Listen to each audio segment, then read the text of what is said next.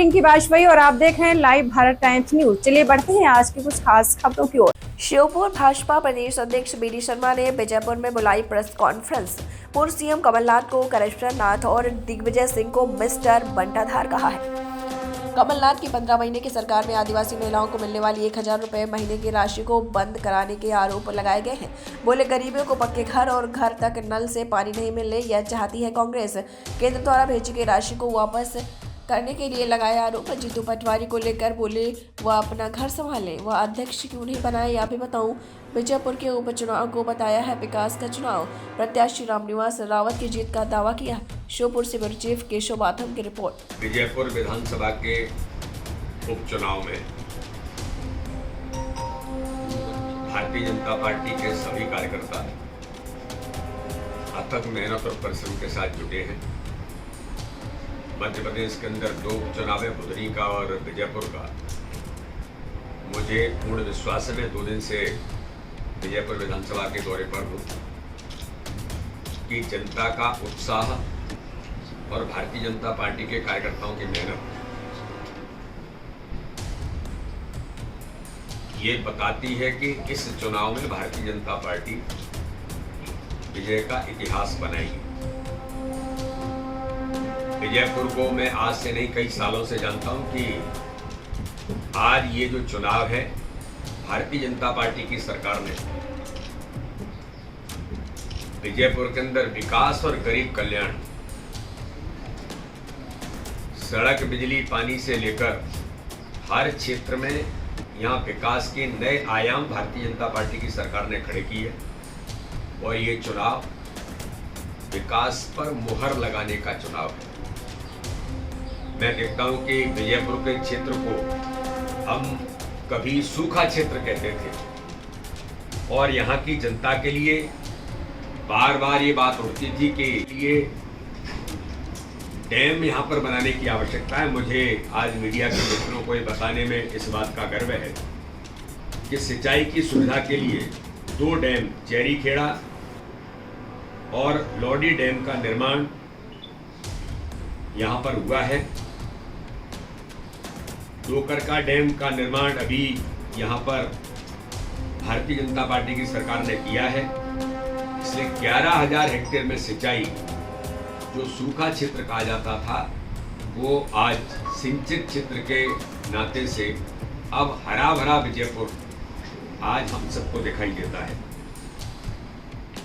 ग्वालियर, श्योपुर और श्योपुर से कोटा रेल मार्ग से जुड़ने का जो काम है, नैरो गेज से ब्रॉड गेज का जो अपडेट किया गया है, ये भी यहाँ के विकास को एक नए दौर में रेल की सुविधा को आधुनिक सुविधाओं के तौर पर आज जिस प्रकार से जोड़ने का काम किया है, ये भी इस क्षेत्र में महत्वपूर्ण काम हुआ है। विजयपुर में 100 बिस्तर का अस्पताल, जिसकी लंबे समय से मांग थी, उसे भारतीय जनता पार्टी की हमारी सरकार ने पूरा किया है। CM rise school, model school, दोनों का काम भी अभी निर्माणाधीन है और एक लंबे समय से बाईपास के निर्माण की मांग जो यहाँ पर चल रही थी, जिसे पूरा करने का काम भारतीय जनता पार्टी की सरकार ने किया है।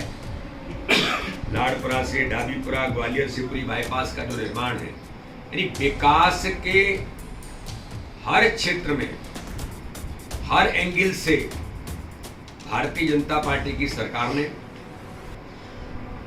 जो एक इंफ्रास्ट्रक्चर खड़ा करके विजयपुर को विश्व पटल पर लाने का काम माननीय प्रधानमंत्री नरेंद्र मोदी जी स्वयं यहाँ पधारे और माननीय प्रधानमंत्री जी ने उन्हों के अंदर चीता प्रोजेक्ट का शुरुआत करके विजयपुर को विश्व पटल पर वो लेकर के आए।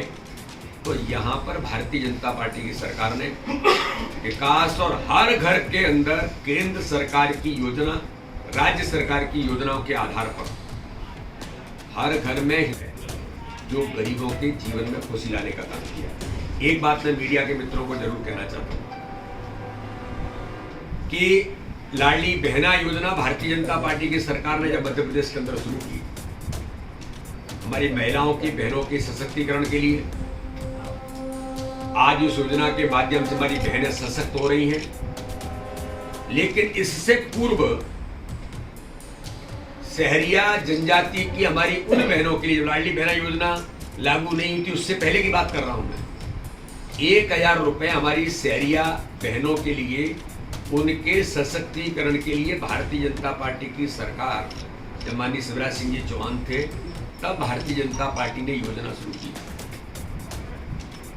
लेकिन गलती से 15 महीने की कांग्रेस की सरकार बनी थी, मिस्टर बंटाधार कमलनाथ के नेतृत्व में, मिस्टर करप्शन नाथ कमलनाथ के नेतृत्व में, मिस्टर बंटाधार दिग्विजय सिंह के सारे पर चलने वाली सरकार ने, कभी दिग्विजय सिंह यहाँ आते हैं, कमलनाथ कभी आते हैं, कांग्रेस के अध्यक्ष आते हैं, तो मीडिया के मित्रों को पूछना चाहिए कि उन 15 महीने की सरकार में उन सहरिया बहनों के 1000 रुपए आपने क्यों बंद किए थे?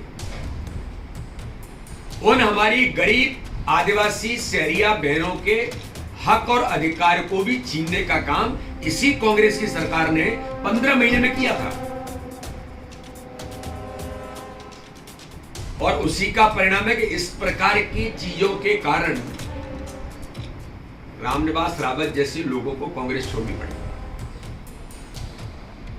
उन सहरिया बहनों के सम्मान के लिए, आदिवासी भाई और बहनों के उत्थान के लिए ये भारतीय जनता पार्टी की ऐतिहासिक जीत होगी। भाई रामनिवास रावत लोकप्रिय नेता हैं, अपने स्वभाव और व्यवहार से जब वो उधर थे तब भी जीतते आए थे, और आज विकास के मुद्दे पर, गरीब कल्याण के मुद्दे पर माननीय प्रधानमंत्री नरेंद्र मोदी जी के नेतृत्व में माननीय रामनिवास रावत जी ने भारतीय जनता पार्टी में आकर के इस क्षेत्र के विकास को सुनिश्चित करने के लिए ताकत दी, और इसीलिए आज ये चुनाव विकास और गरीब कल्याण पर उनकी मेहनत के बल पर और भारतीय जनता पार्टी के संगठन की जो ताकत है, एक एक कार्यकर्ता बूथ पर, मैं कल से यहां पर हूं, एक एक कार्यकर्ता बूथों पर जुटा है, हर बूथ पर हम चुनाव जीते हैं।